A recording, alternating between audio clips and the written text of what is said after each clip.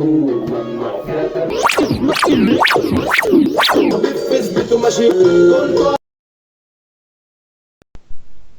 حاجة هنصحى من النوم الساعة 8 الصبح، وبعدها نغسل وشنا بشوية مية.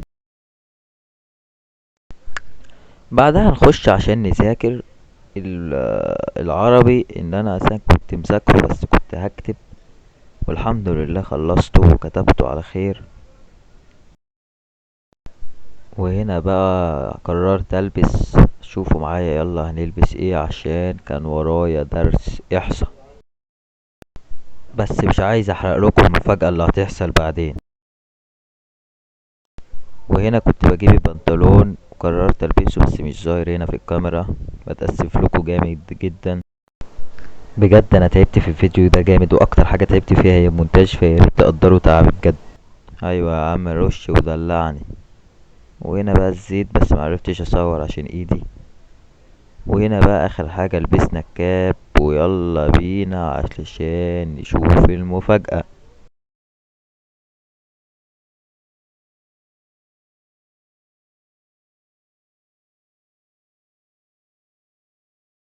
وهنا كانت المفاجأة ان احنا رحنا عند صاحبنا، لان الدرس رحنا ولقيناه اتلغى بس خدناه اونلاين، وقلنا نذاكر مع بعض جغرافيا عشان كان عندنا امتحان شامل.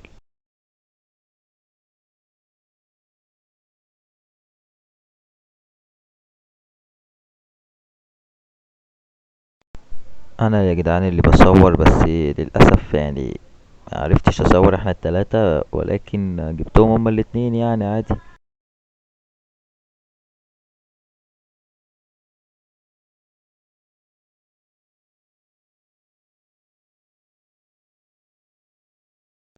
وهنا طبعا كانوا مندمجين جدا في المذاكرة وانا بصورهم، وطبعا ده معرفش هو بيقول ايه، بس ما علينا يعني باين عليه فاهم. لا ده باين عليه بيستهبل.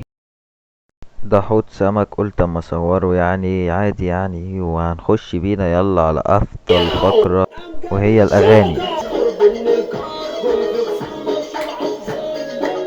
ولقيت دكرور ممنوع فيها ترفيه امور، اسمك ظهرك يا الفرفوش، كمان ما بتخلوش عمري بهلول بيقول لك ماليش مسؤول.